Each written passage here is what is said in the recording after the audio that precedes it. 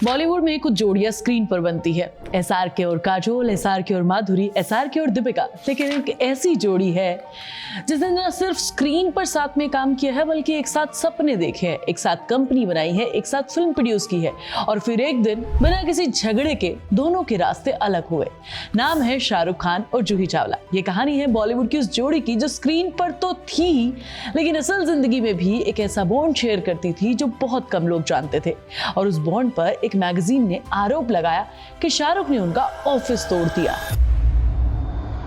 1991 से लेकर 1992 तक शाहरुख खान मुंबई में थे। दिल्ली से आए थे, माँ बाप दोनों जा चुके थे, जेब में ज्यादा पैसे नहीं थे। एक काली जिप्सी थी जो बाद में EMI ना भरने की वजह से चली गई थी। मुंबई में कोई घर नहीं था, सेट्स पर आते थे, यूनिट के साथ चाय पीते थे और रात को कभी यहाँ कभी वहां रुक जाते थे। जूही चावला उन दिनों बॉलीवुड में ऑलरेडी सेटल डाउन थी, कयामत से कयामत में काम कर चुकी थी। जूही के घर में शाहरुख का आना जाना था। एक ऐसे वक्त में जब शाहरुख के पास कुछ नहीं था, जूही की फैमिली ने उन्हें अपना माना। जूही की माँ जो बेहद केयरिंग थी, शाहरुख के बर्थडे पर केक बनाती थी और 1992 में राजू बन गया जेंटलमैन आती है। कर रहे हो? गुंडा लोफर। अरे आप गुंडा लोफर किसे कह रही हैं? दोनों का पहली बार साथ में काम करना और ये पहली ही फिल्म में वो केमिस्ट्री दिखी जो आगे आने वाले पूरे के पूरे डेकेड में पहचान बनने वाली थी। जूही ने उन दिनों को याद करते हुए कहा, शाहरुख खान उन दिनों बहुत ज्यादा मेहनत करते थे। वो एक साथ कई कई फिल्मों की शूटिंग करते थे। राजू बन गया जेंटलमैन, दीवाना, 3 फिल्में एक साथ कर रहे थे। उनके पास एक काली जिप्सी थी लेकिन एक दिन वो भी चली गई, शायद EMI नहीं भरने की वजह से। लेकिन उसके बावजूद भी वो काम करते रहे। वो भी एक दौर था और आज शाहरुख खान बिलियनियर है जो मुंबई में रहते हैं, है ना। और उस वक्त पर EMI ना भरने की वजह से गाड़ी चली जाती है और जूही जो उस वक्त एक एस्टैब्लिश एक्टर थी, उन्होंने उस लड़के के साथ दोस्ती की, बराबरी की दोस्ती की। फिर भी एक के बाद एक फिल्म आती रही। डर 1993। इस फिल्म में जूही चावला हीरो की लव इंटरेस्ट थी और शाहरुख खान एक ऑब्सेस स्टॉकर थे। ये रोल इतना डार्क था कि इंडस्ट्री को यकीन नहीं था, लेकिन शाहरुख खान ने वो किरदार जिया पूरी इंटेंसिटी के साथ कि जूही उनके साथ उनके हर सीन में जो टेंशन दिखता था वो दोनों ने बखूबी निभाया। फिर राम जाने 1985 में, यस बॉस 1987 में, डुप्लीकेट 1998 में।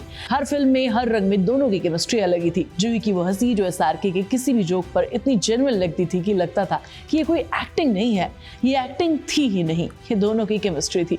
जूही डुप्लीकेट के बारे में बात करते हुए बेहद इमोशनल बात शेयर करती हैं। उस फिल्म की शूटिंग के दौरान जूही की माँ अचानक चली जाती है। वो सुबह वॉक पर गई और वापस ही नहीं आई।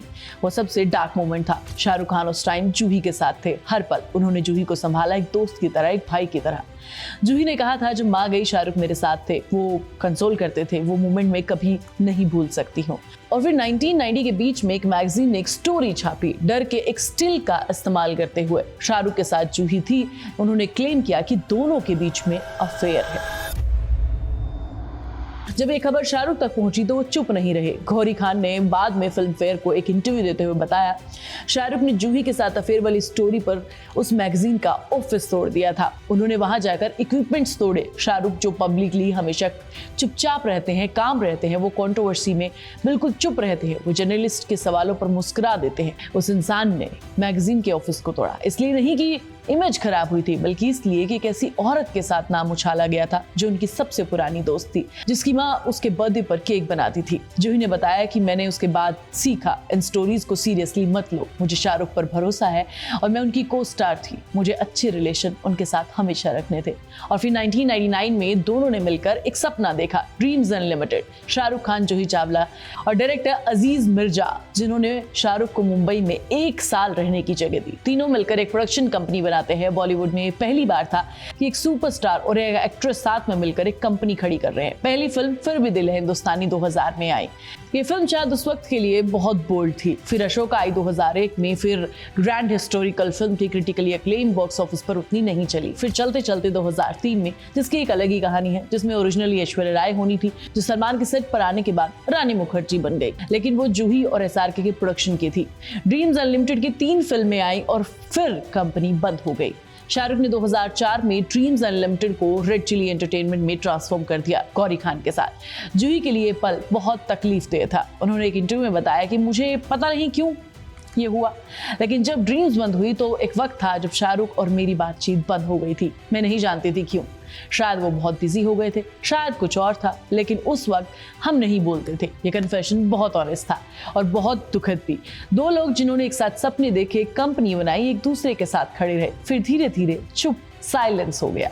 लेकिन ये कहानी यही खत्म नहीं हुई। 2008 में केकेआर बनी कोलकाता नाइट राइडर्स, आईपीएल की टीम, और उसमें शाहरुख खान के साथ जूही और उनके हस्बैंड जय मेहता भी थे। पार्टनर्स बने। एक रिश्ता जो टूट चुका था उसकी नई शुरुआत हुई। शाहरुख और जूही की कहानी क्या थी? 8 फिल्म साथ में की। बॉलीवुड में किसी एक्ट्रेस ने शाहरुख के साथ इतनी फिल्म नहीं की, काजोल से भी ज्यादा। एक प्रोडक्शन कंपनी साथ में चलाई और वहीं से निकला एक रिश्ता, दोस्ती का रिश्ता। ये 30 साल से भी पुरानी दोस्ती है। और अफेयर वाली बात, वो अफेयर था नहीं। शाहरुख ने खुद कहा, गौरी ने खुद कहा, एक मैगजीन में क्लेम किया, और शाहरुख ने उनका ऑफिस तोड़ा था। ये अफेयर से कुछ ज्यादा बड़ा था, ये दोस्ती थी। तब शुरू हुई शाहरुख के पास जब कुछ नहीं था, है ना? तो तुम मुझे बताओ कमेंट करके, क्या तुम्हें लगता है कि शाहरुख और जूही की फ्रेंडशिप बॉलीवुड की सबसे जेन्युइन फ्रेंडशिप थी? और क्या उनकी ऑन स्क्रीन केमिस्ट्री के पीछे एक रियल बॉन्ड था? मैं तुम्हें नेक्स्ट वीडियो में मिलूंगी। तब तक तुम चैनल को सब्सक्राइब कर लो, वीडियो को लाइक और शेयर कर लो, और प्लीज बेल आइकन दबाना मत भूलना।